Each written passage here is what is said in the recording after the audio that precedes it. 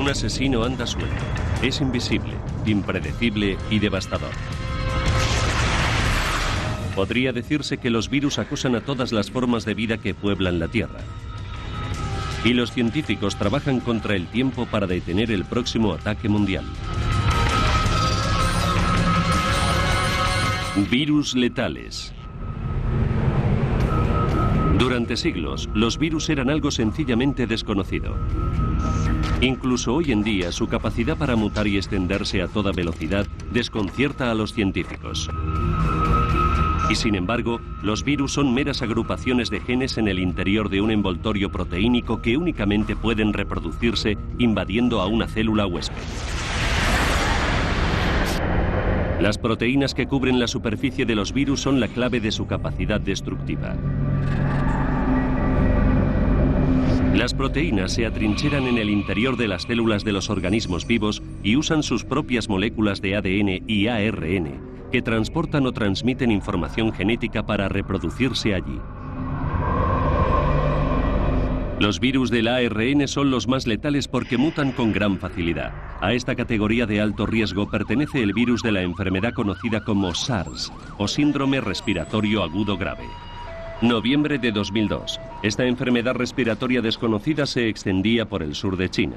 En cuestión de meses, el SARS infectó a 8.000 personas y mató a casi 800. Los civiles vivían asustados e imploraban clemencia divina. Pero su destino se encontraba en las manos de este hombre, el profesor Yi Wan, un especialista en gripe del Hospital Queen Mary de Hong Kong. Él fue quien se hizo cargo del caso del SARS. Al parecer, el virus se transmite a través de un estrecho contacto personal, por lo que existía el riesgo de que se propagara rápidamente.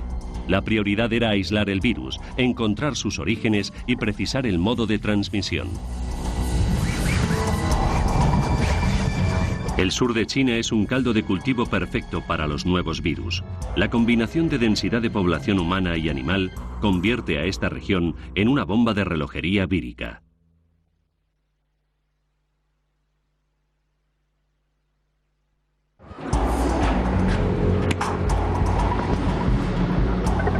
En las investigaciones efectuadas en granjas de animales salvajes se descubrieron civetas portadoras de un virus similar al del SARS. Los animales pueden ser un reservorio natural para un virus sin sucumbir a la enfermedad. Esos mamíferos parecidos a los gatos son sumamente delicados y alcanzan altos precios en el mercado. Pero ¿a qué coste para la salud humana? El riesgo de contagio es muy alto en las grandes ciudades, donde millones de personas viven en contacto constante con animales. Para no alarmar a la población, el profesor Wan viajó allí de incógnito, sin coche oficial y sin bata blanca. Era de vital importancia que conociera la situación y para ello procedió a inspeccionar los mercados de aves de corral, pues esos animales son potenciales vectores de la enfermedad.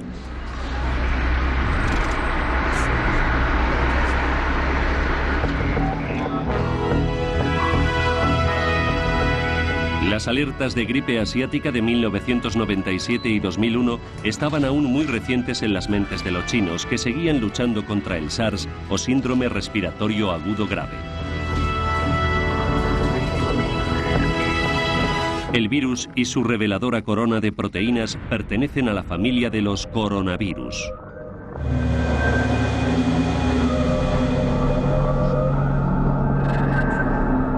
Este organismo tarda entre 6 y 8 horas en reproducirse dentro de una célula huésped. Posee una de las mayores estructuras genéticas de todos los virus de ARN, por lo que su mejor arma es su capacidad para mutar. En un primer momento, las autoridades mantuvieron en secreto la aparición del SARS. Pero luego, ante el riesgo de que se desencadenara una pandemia en todo el mundo, se pusieron a trabajar sin descanso e implantaron medidas que cambiarían por completo la vida cotidiana de los chinos. Mientras que la mayoría de la gente permanecía en casa, el profesor Wang cruzaba una y otra vez la frontera entre Hong Kong y la zona continental de China para descubrir el paradero del SARS. Y pese a su relevante condición como eminencia en SARS, también él tuvo que someterse a los controles de temperatura.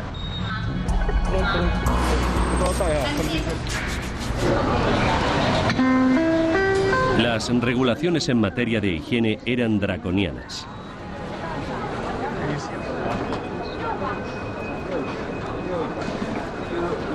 China se declaró prácticamente en cuarentena. Los principales aeropuertos examinaban a los viajeros con detectores térmicos y se interceptaba a quienes tenían una temperatura superior a lo normal.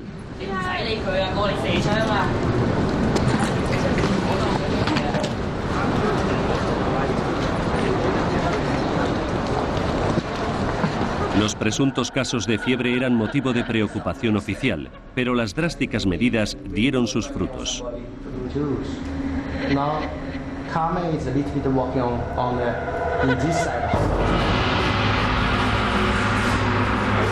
El virus dejó de propagarse casi tan rápido como empezó a hacerlo. Sin embargo, el profesor Guan y su equipo permanecieron alerta.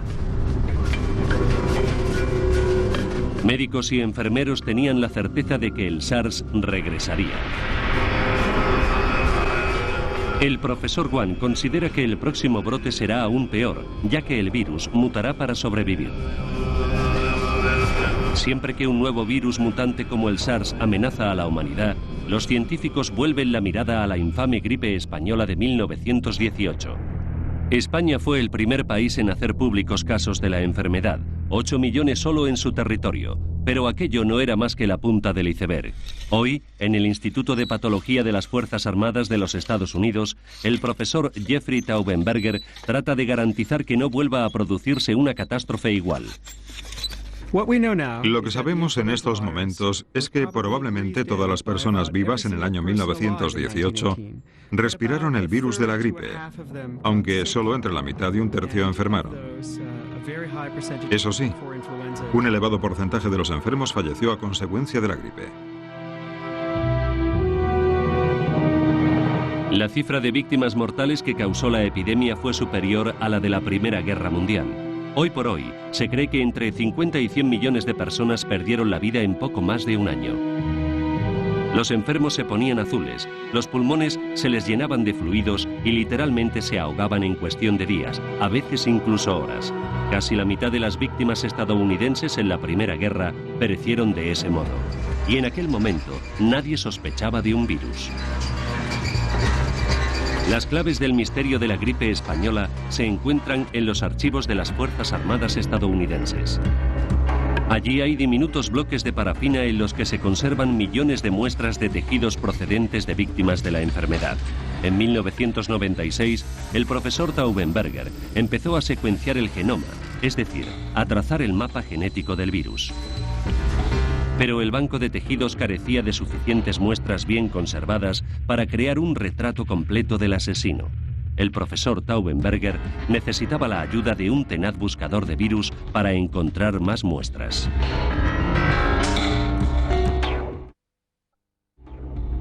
El doctor Johann Hultin, un patólogo forense ya retirado, se unió a la investigación del profesor Taubenberger sobre la gripe de 1918.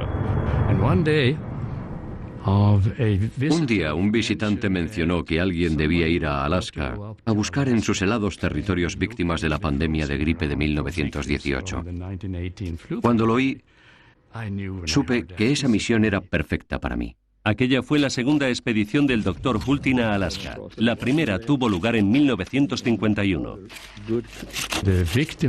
El momento en que vi a la víctima número 11 fue increíble para mí. Su descubrimiento me hizo muy feliz. Sabía que allí hallaríamos material genético del virus de la gripe de 1918. Esto es una foto de mujer que encontré enterrada a unos 2 metros de profundidad en un paraje helado de Alaska. Murió durante la pandemia de gripe en noviembre de 1918 y se momificó de forma excepcional. En vida había sido obesa, por lo que sus órganos internos se preservaron muy bien. De ahí que encontrara muestras pulmonares tan útiles para usted. Johann puede que no reconozca esto, pero son las muestras de tejidos que nos envió desde Alaska, las que encontró congeladas. Nosotros las procesamos para poder observarlas al microscopio. ¿Pero es peligroso desenterrar un virus letal? Estudiar el virus de 1918 no supone riesgo alguno para nuestra seguridad. Estamos extrayendo diminutos fragmentos del virus de la gripe de tejidos pertenecientes a personas que murieron a causa de esta enfermedad hace 80 años. Y en esos tejidos no queda ningún virus vivo. El profesor Taubenberger y sus colegas emplearon una nueva técnica de duplicación para reproducir de forma artificial el ARN del virus de 1918. Una década después, por fin ha logrado completar la secuencia.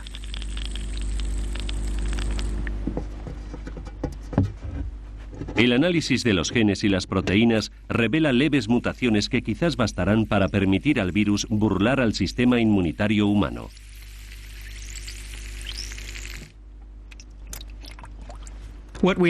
Pensamos que el virus de 1918 surgió de una forma muy inusual de gripe aviar, que en nuestra opinión fue adaptándose a los humanos poco a poco, a lo largo de un par de años. Lo que no podemos decir es en qué lugar del mundo sucedió eso. La mayoría de los virólogos cree inevitable que se desate otra pandemia de gripe, lo cual plantea la siguiente pregunta: ¿podría predecirse? La región de la Camargue, en el sur de Francia, es un laboratorio natural para el estudio de los virus. En este lugar, las aves migratorias, sobre todo las acuáticas, ponen a disposición de los científicos un enorme reservorio móvil de gripe. Los virus se reproducen en el intestino de los pájaros y son excretados en sus deposiciones. Hoy, los científicos de la Escuela de Veterinaria de Lyon van a trabajar sobre el terreno. El doctor Philippe Sabatier se encuentra al frente de la expedición y a una hora muy temprana de la mañana tiene una cita con las aves migratorias procedentes de África. Sin embargo, las primeras en llegar no son las que él esperaba.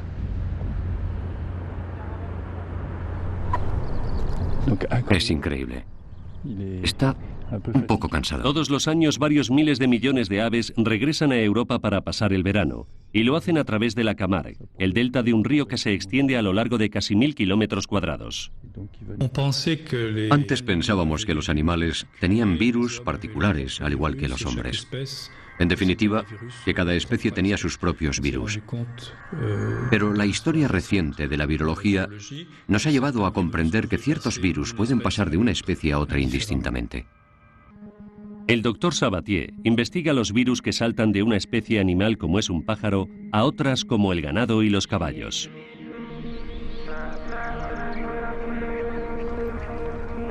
Los granjeros locales ayudan a los científicos a efectuar un seguimiento de los animales para poder controlar los virus aviares.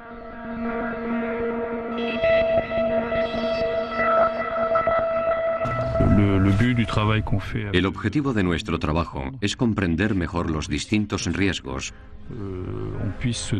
para poder reaccionar con mayor rapidez y de ese modo evitar la propagación. Por suerte, la barrera de las especies no es tan fácil de traspasar. Un virus se vuelve contagioso cuando se adapta a la acidez y al entorno genético y proteínico de su huésped. Y para colonizar a otro huésped, muta. El mayor temor de los científicos es que un virus transportado por un animal pueda infectar la misma célula que otro procedente de un humano.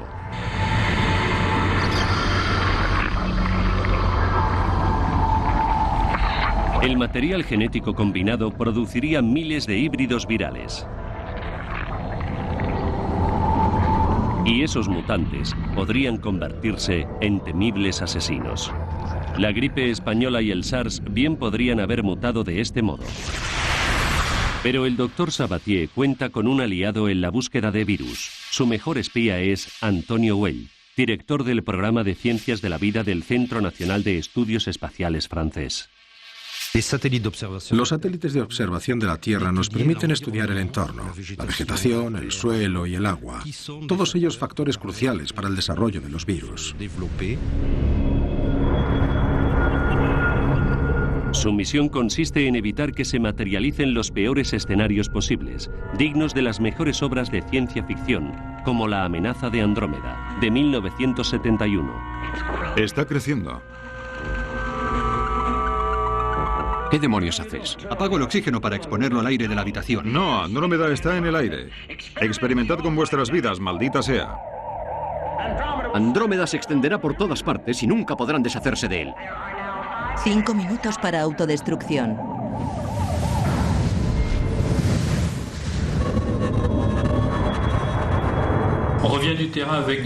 Acabamos de regresar de la expedición sobre el terreno y traemos varias muestras. Probablemente encontremos algún positivo que procederemos a enviar al Instituto Pasteur para que aíslen los virus. ¿Tienes algún dato del satélite que sugiera un riesgo de epidemia hoy? Antonio Güell y Philippe Sabatier forman parte de un programa de seguimiento mundial llamado BIRD.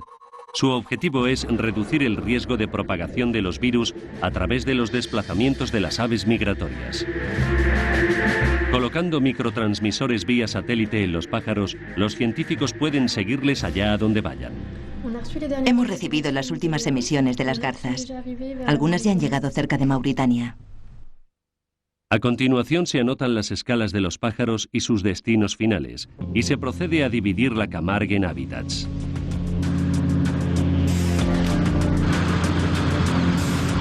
Las imágenes del satélite se cotejan con estudios aéreos de distintas especies de aves y sus poblaciones. Este año, debido a la abundancia de vegetación en la Camargue, los pájaros podrían permanecer allí más tiempo, lo que aumentaría el riesgo de una epidemia.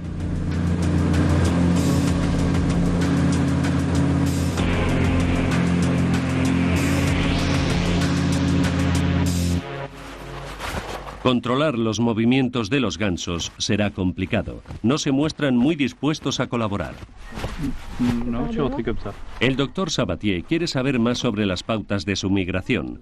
El problema es colocar el transmisor.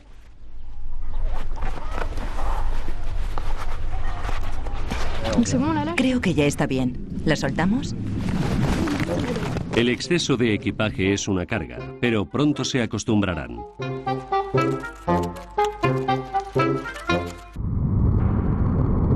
No todos los virus necesitan a los pájaros para desplazarse. El hombre es el vector de la viruela.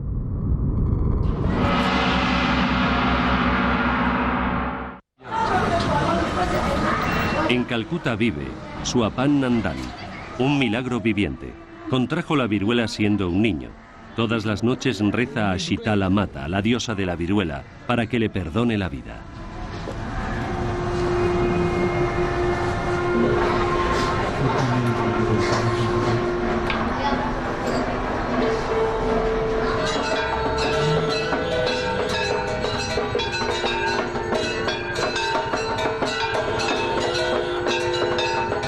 Hubo un tiempo en que las grandes pandemias se aceptaban como un castigo divino que había que sufrir con resignación.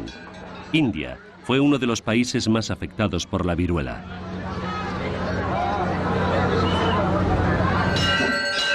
Antes de que existieran las vacunaciones multitudinarias, la única esperanza era la oración.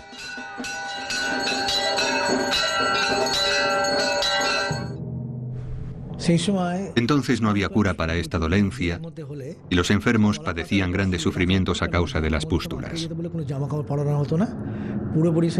En un intento de encontrar cierto alivio, se envolvían en hojas de plátano que refrescaban el cuerpo y calmaban los terribles dolores de la piel.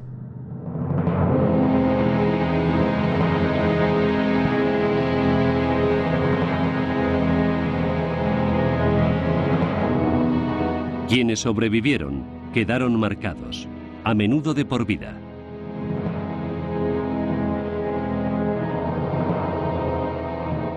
Un indio que hizo algo más que rezar por las víctimas fue el doctor Yaladi Kumar Sarkar.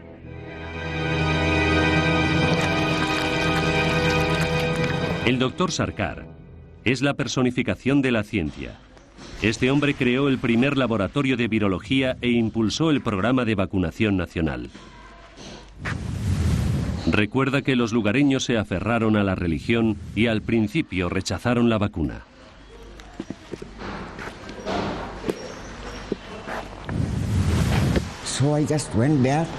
Entonces fui allí y les hablé durante un buen rato como si fuera un orador. Les dije, ¿por qué creéis que hemos venido hasta aquí? No por mí, sino por vosotros. Queremos protegeros. Y cosas así. Después de la conferencia accedieron. En los años 60, la Organización Mundial de la Salud lanzó una campaña mundial para la erradicación de esta enfermedad. En 1975, India se convirtió en uno de los últimos países en acabar con la viruela. La historia de esta enfermedad es larga y dolorosa. Los chinos trataron de vacunarse contra ella ya en el siglo VIII. Se autoinmunizaban inhalando un polvo elaborado con costras infectadas de víctimas.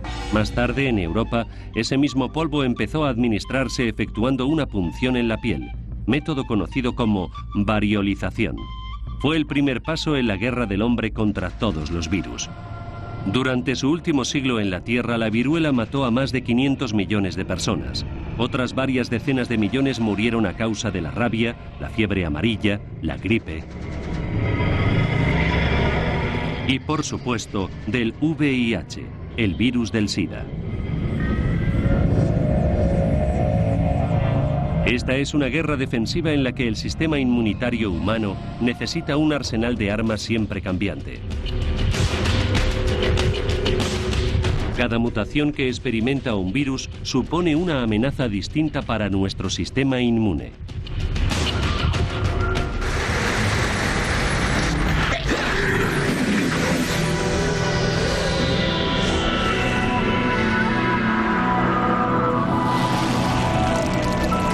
Las vacunas refuerzan las defensas de nuestro cuerpo, entrenando al sistema inmunitario para reconocer a los invasores. Las células T ayudan a los glóbulos blancos en su misión informándoles de la identidad de todo intruso, al que sea necesario acorralar y atacar. Nuestros glóbulos blancos producen anticuerpos que se adhieren a las proteínas de la superficie de los virus.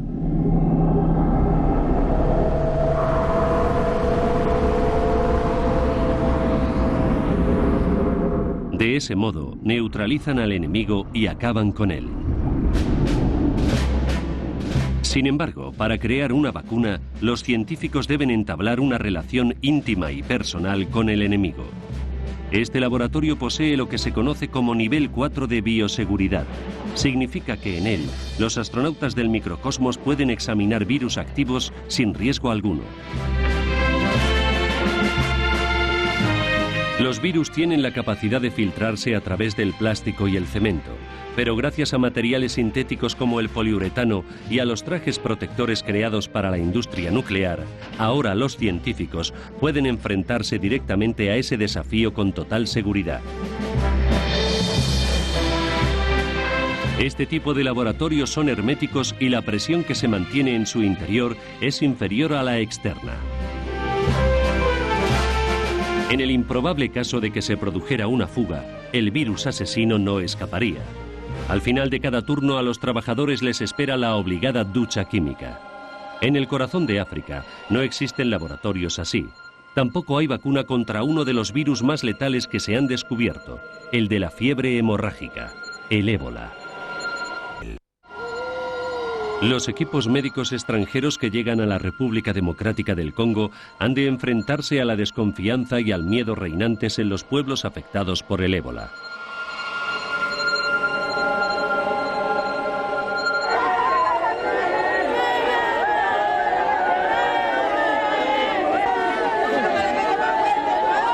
El doctor Eric Leroy, un virólogo del Instituto de Investigación para el Desarrollo del Gobierno francés, o IRD, acude al lugar lo antes posible.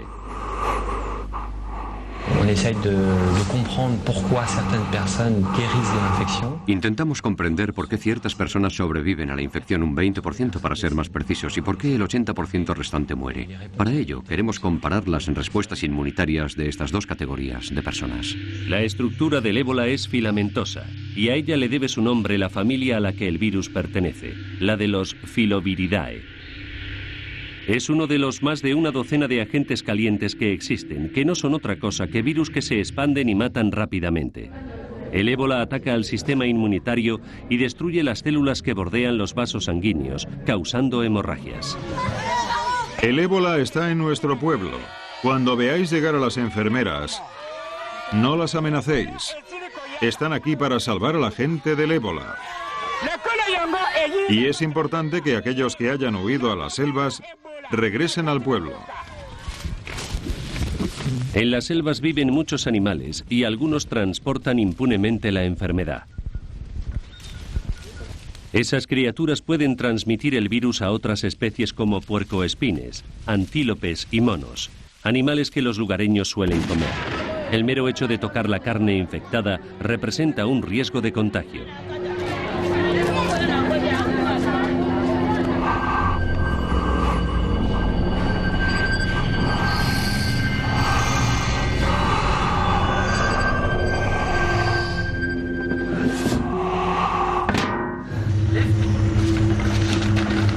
El ébola se transmite por contacto físico y mediante la exposición a los fluidos corporales de las víctimas.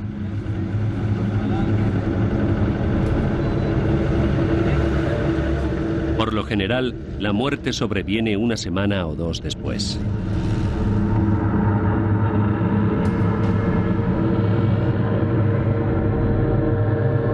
Los voluntarios entierran a los fallecidos con gran cuidado, ya que temen por su propia integridad.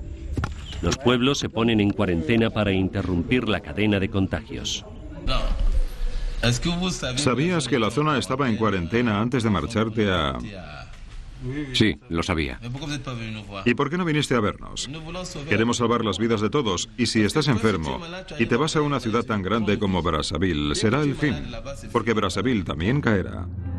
Los equipos locales de enfermeros se toman muy en serio su formación. No en vano suelen ser las primeras víctimas.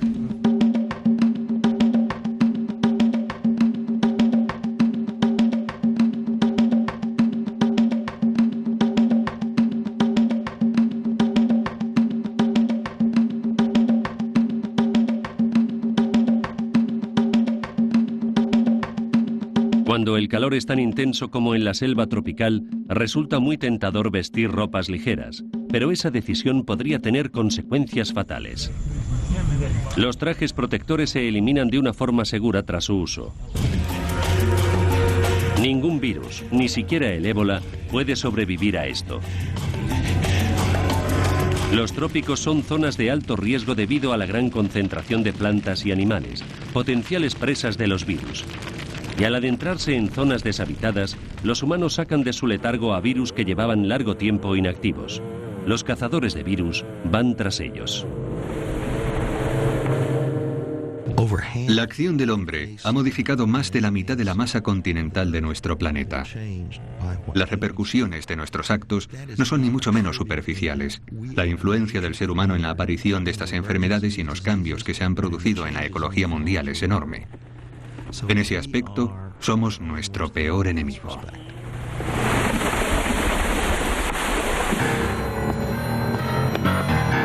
El profesor Peters, de la Delegación Médica de la Universidad de Texas, es el padre de todos los cazadores de virus y fue el descubridor de un enemigo desconocido hasta entonces.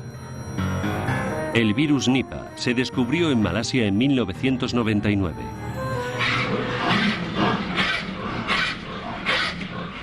El Nipah se extendió a los hombres a través de cerdos que padecían enfermedades respiratorias. Los primeros en contraerlo fueron los ganaderos que criaban este tipo de animales.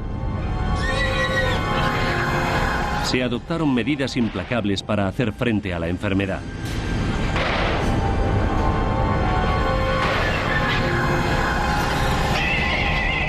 Un millón de cerdos fueron sacrificados. Pero para empezar, ¿cómo contrajeron ellos el Nipah? Los investigadores creen que el reservorio del virus era el murciélago y que él se lo transmitió a los cerdos. A los virólogos les preocupa que el Nipah haya infectado también a perros y gatos. Este virus puede franquear sin problemas las barreras biológicas, motivo por el cual el profesor Peters lo clasifica como uno de los descubrimientos virales más aterradores de todos los tiempos. Solo los virus anónimos y letales superan los controles de seguridad sin identificación. Buenos días, disculpe, ¿puedo ayudarle? Un nuevo virus de Asia. Soy el Dr. Peters. Dr. Peters, ¿puedo comprobar si tiene autorización para acceder al edificio, por favor? La gente siempre te pregunta cuál es el más grande, el peor, el que hace que te despiertes sudando en mitad de la noche y esas cosas. Pero lo cierto es que nadie sabe cuál será el próximo virus letal que aparecerá. Lo que sí podemos afirmar, en cambio, es que los peores virus son aquellos capaces de transmitirse de persona a persona. Ese es el grupo de virus que más nos preocupa.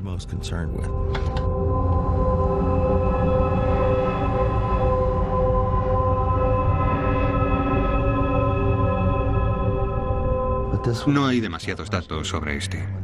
Dado que no existe una buena red de control, cuando todo sucede en otros continentes, carecemos de un buen sistema para estudiar los detalles de lo ocurrido. Y en mi opinión, eso nos pone en peligro. Cada 2 o 3 años, un nuevo virus ataca al ser humano. Nadie sabe de dónde procede, cómo se transmite o las dimensiones que podría tener una epidemia. Lo único que podemos afirmar con certeza es que tendrá lugar otro ataque con consecuencias fatales. Habrá millones y millones de muertes, y todo eso tendrá una notable repercusión, no solo en lo que a los muertos y enfermos se refiere, sino también en el ámbito de la práctica clínica, cuya naturaleza cambiará. Toda esta situación tendrá graves consecuencias para la economía. La gente no querrá subir a los aviones porque son cámaras cerradas en las que pueden circular los virus, y no habrá mano de obra para recoger las cosechas. En la Tierra viven más de 4.000 especies de virus, y sin embargo, el porcentaje de estos organismos que ataca al hombre es muy pequeño.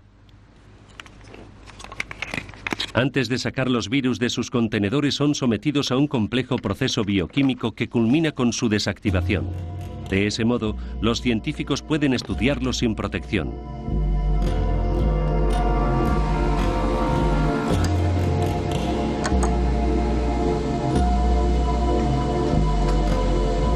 Incluso los cazadores de virus más experimentados temen el momento de la verdad.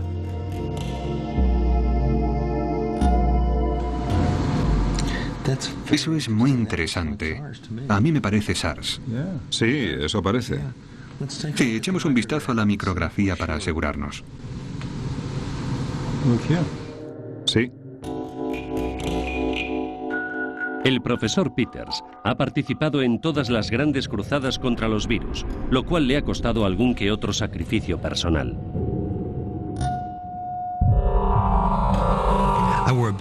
Llevé barba durante 20 años, pero en junio de 2003 decidí ir a Taiwán para trabajar en el brote de SARS. Y comprendí que tendría que ponerme una máscara que se ajustara muy bien a la cara para mantener a raya las partículas y protegerme. De modo que, adiós a la barba.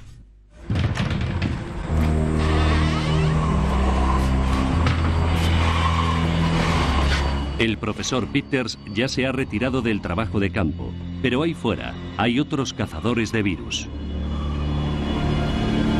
El biólogo brasileño Luis Eloy Pereira y su equipo del Instituto Adolfo Lutz de Sao Paulo estudian a la víctima de una enfermedad desconocida. El suyo es un verdadero trabajo detectivesco que les obliga a buscar pistas del paradero del asesino fuera del laboratorio. El equipo inspecciona las cuevas, los campos, los bosques y los pantanos de Brasil en busca del virus. Renato, este animal es un vampiro porque es hematófago, pero además es un reservorio de arbovirus ya que vive en la selva. Los arbovirus se transmiten mediante insectos que se alimentan de sangre. El clima tropical de Brasil y la variada fauna y flora del país constituyen un entorno perfecto para el desarrollo de estos virus.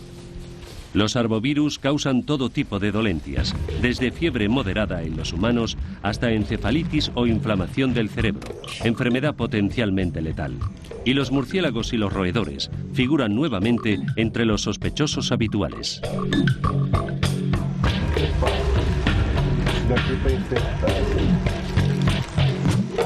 Cientos de los arbovirus conocidos acechan en Brasil.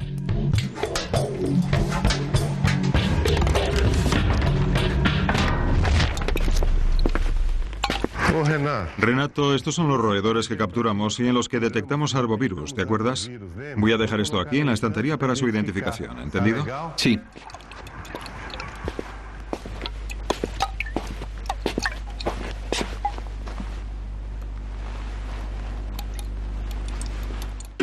El profesor Pereira no solo estudia la identidad de los virus, sino también el modo en que traspasan las fronteras de Brasil. Los pájaros, al igual que los roedores, les sirven como medio de transporte.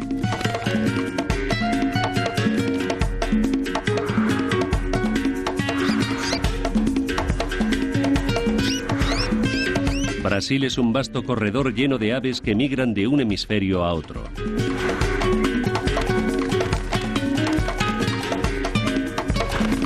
Y un mosquito portador de un virus podría picar a cualquiera de esos pájaros, haciendo que el ave infectada transportara el letal organismo a miles de kilómetros de distancia, a otros países.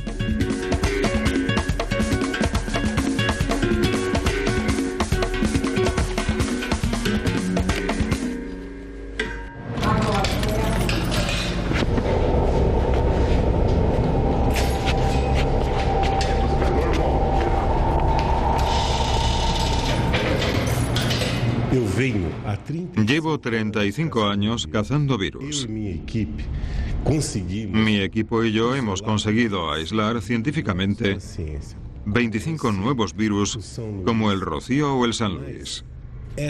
Sin embargo, esta pasión puede resultar muy peligrosa. Una vez me contaminé con el virus Guaratuba y casi muero.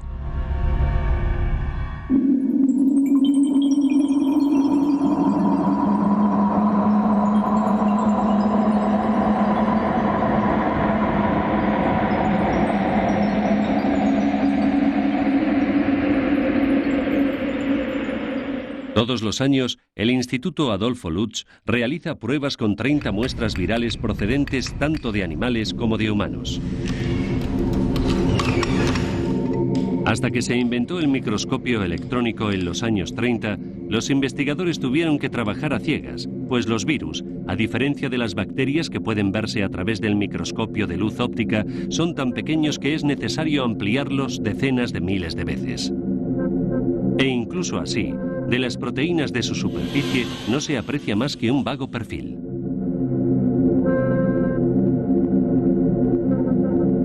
Aquí, un haz de electrones recorre un virus para dejar al descubierto lo invisible.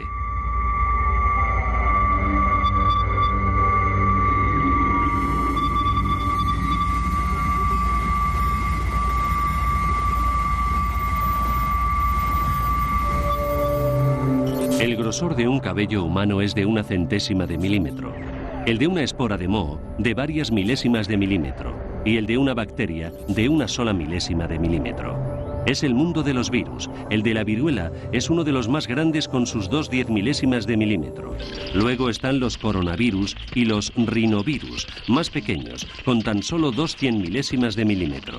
Estas cifras que nos nublan la mente son vitales para virólogos como el doctor John Ives Sgro. Para un observador experimentado, esos números desvelan los primeros secretos de una galaxia desconocida. En el Instituto de Virología Molecular de Wisconsin, la principal arma del Dr. Sgro contra los virus es la tecnología informática. Gracias a ella, puede medir un virus en 3 dimensiones. Su objetivo es crear réplicas exactas de los virus originales.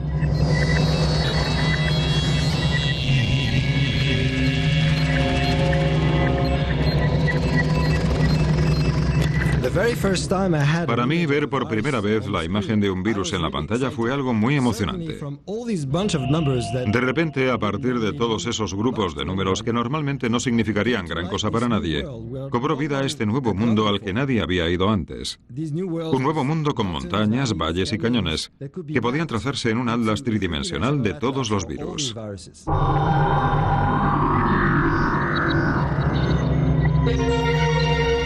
Sabiendo qué aspecto tenía el enemigo, podíamos empezar a comprender su línea de ataque.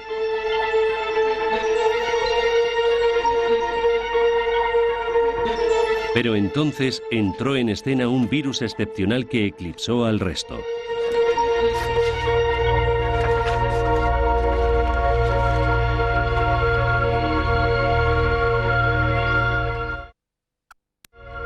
El minivirus es 4 veces más grande que el virus de la viruela y puede observarse a través de un microscopio óptico. Este organismo fue hallado en un sistema de refrigeración de Bradford, Inglaterra, en 1992. Durante mucho tiempo se pensó que era una bacteria por su tamaño y su compleja composición genética. El doctor Didier Raoult, microbiólogo francés de la Universidad Mediterránea de Marsella, recuerda su primer encuentro con el Mimi. La primera vez que lo vimos, quedamos impresionados porque no esperábamos que tuviera esa forma. A diferencia de las bacterias, era muy geométrico y nos llevó cierto tiempo comprender que sufríamos una suerte de bloqueo mental que nos impedía pensar que un virus pudiera ser tan grande. Era imposible. Al colocar el mimivirus junto a ciertas bacterias, sobre todo si son de las más pequeñas, queda patente que el diámetro del virus no solo es similar, sino en ocasiones incluso más grande que el de las bacterias. Es comprensible, por tanto, que durante años lo confundiéramos con una bacteria. Cuando el equipo del Dr. Raoult secuenció el genoma de Mimi, descubrió que un 80% de sus genes no existía en ningún otro lugar. Un rasgo típico de los virus. El mimivirus nos demostró lo poco que sabemos sobre los virus. En este mundo hay más virus que cualquier otra forma de vida. En el fondo del mar, en el lodo y en el agua, se han descubierto virus sumamente curiosos. Pero en general, el de los virus es un mundo aún por descubrir. Este mensaje podría provocar un escalofrío en todo el mundo médico. Pero, ¿qué sucedería si se descubriera un virus capaz de ayudar a la humanidad?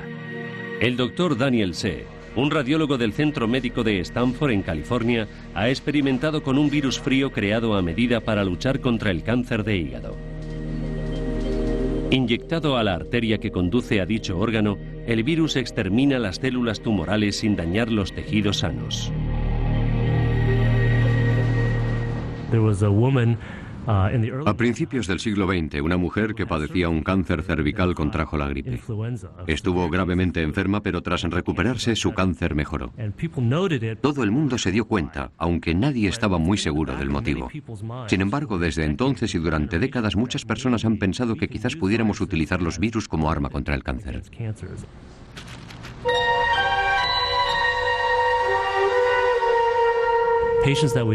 Pacientes a los que no dábamos más que unos meses de vida sobrevivieron como media un año más. No estamos ante un milagro, ya que la mayoría de esos pacientes acabó falleciendo de cáncer, pero si logramos prolongar algo su vida. Estas son las imágenes del TAC de un paciente al que se aplicó un tratamiento con el virus Onyx. Cuando se tomaron estas placas, sufría un cáncer que ya se había extendido al hígado. Todas esas zonas negras que se aprecian en el órgano son tumores. 7 meses después de iniciar el tratamiento con el virus Onyx, realizamos un TAC de seguimiento y las imágenes revelaron que la mayoría de los tumores había desaparecido por completo. 7 millones de personas mueren de cáncer todos los años. Quizás algún día un virus común pueda curarlas.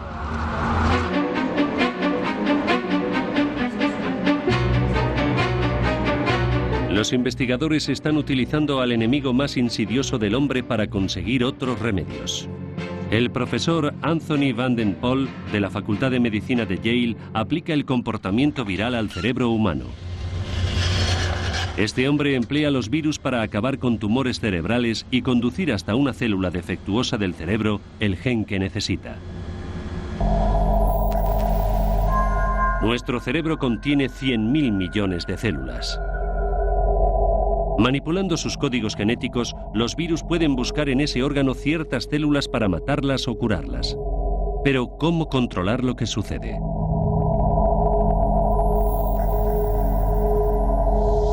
El profesor Van Den Pol marca los virus con los genes fluorescentes de las medusas y luego los sigue en su carrera de obstáculos a través del cerebro hasta la célula objetivo. Hoy por hoy, la posibilidad de emplear virus para tratar diversas enfermedades neurológicas despierta una gran expectación. Y creo que el futuro será muy interesante, pues utilizaremos a los virus como medio de transporte para enviar genes a las células dañadas y también para destruir células malignas como las de los tumores cerebrales. Esto era una célula nerviosa infectada con un virus y la actividad eléctrica parece bastante normal, ¿no crees?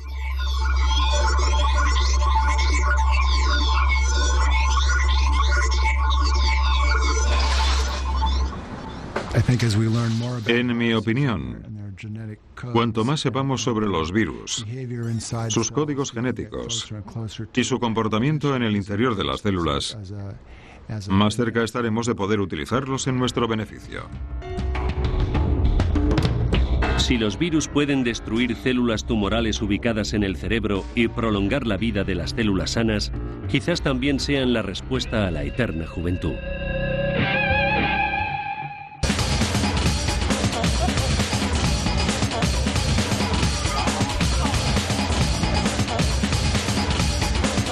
Sin embargo, este nuevo rayo de esperanza queda oscurecido por la amenaza de otra pandemia.